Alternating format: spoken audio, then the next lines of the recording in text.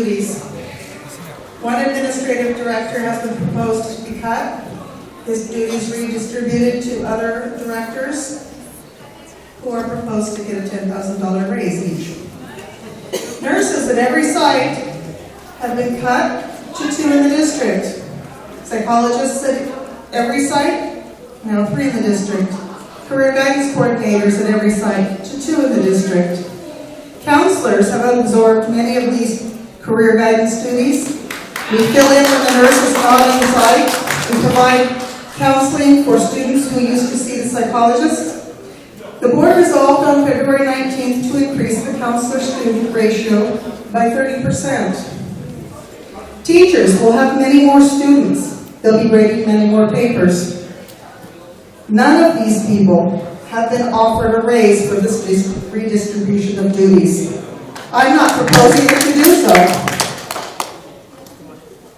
Is this about budget cuts, or is this the caste system, where those at the top are entitled to raises and to keep their jobs, while those in the trenches keep working on?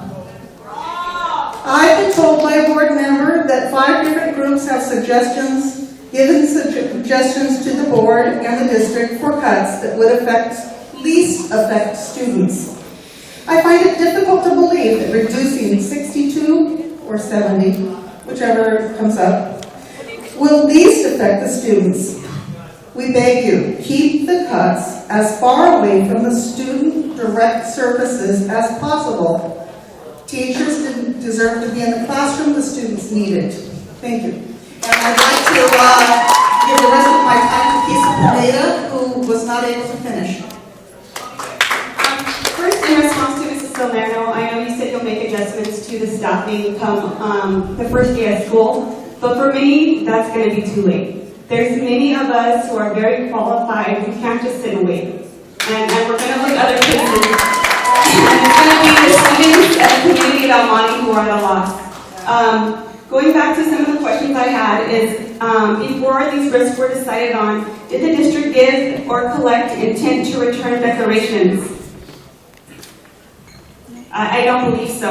I would think those would be important to, and possibly change the number of RIFs that went out. For those of you that don't know, teachers could tell the district whether they were returning next year. If they're not returning, then that would be one RIF that wouldn't have to be given out. And so again, I think if the district would have done that, it would have shown that they were in the best interest of the community and also the teachers. Thank you.